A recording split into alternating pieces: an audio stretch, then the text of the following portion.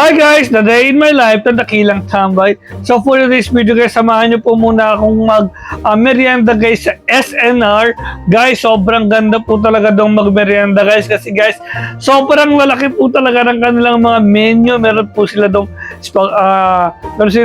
pizza, meron sila dong pasta, salad, meron sila dong hamburgers. Ayan po. So tara guys, let's go! Meanwhile, So guys, on the way na po ako papunta po sa SNR and I am now here at SNR Pizza New York Style. Tingnan nyo naman guys, medyo luma lang po yung kanilang store pero sulit naman po yung kanilang mga products guys. Yun lang po yung napuna ko doon.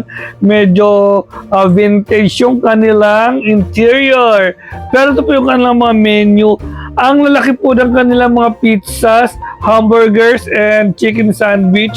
So tara guys, order na po tayo! meanwhile, So guys, naka-orders na po ako. Ito po yung resibo guys. Tingnan niyo naman yung aking bill, o di ba?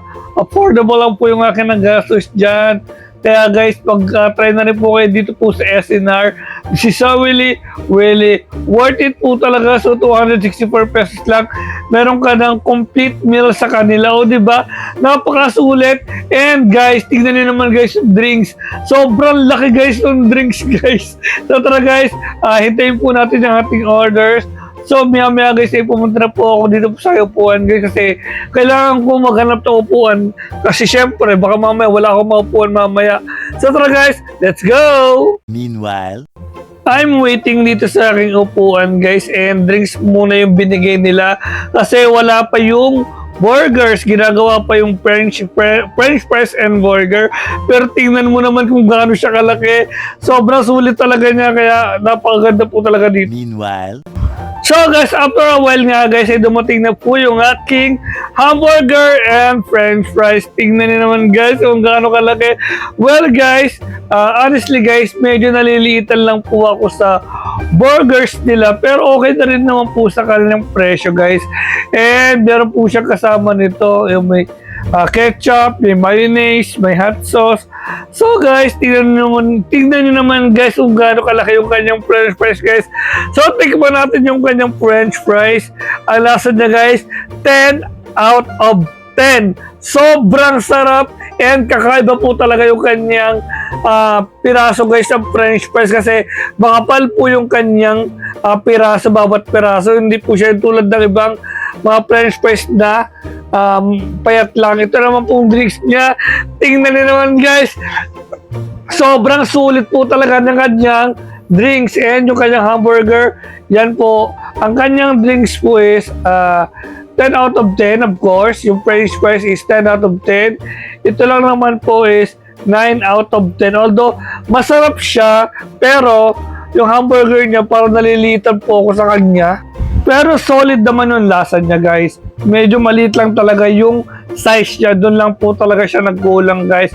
Pero overall, sulit naman yung aking binili po dito po sa SNR. Talaga namang napakasarap po. So, hindi na ako umorder guys ng napakalaki nilang pizza kasi baka mamaya hindi ko na siya maubos. And dito na lang po yung in-order ko. French fries and hamburger. This is so really worth it po talaga. At talaga naman guys, napakakapal po ng kanyang patty. And 100% grilled beef po talaga siya, literal guys. And talaga naman guys, napaka-solid po talaga. And napaka-premium po talaga ng kanyang lasa guys. This is so really great products po talaga. And kung naghahanap po kayo ng dekalidad guys na hamburger, na affordable lang po, punta na po kayo dito sa SNR, dito po sa Siwin, Tagaytay. meanwhile, And after a few minutes nga guys, ay tapos na po akong kumain guys. And tingnan niyo naman guys, naubos ko po talaga yung aking foods. And tinake out ko na po yung french fries kasi guys, busog na po talaga ako guys.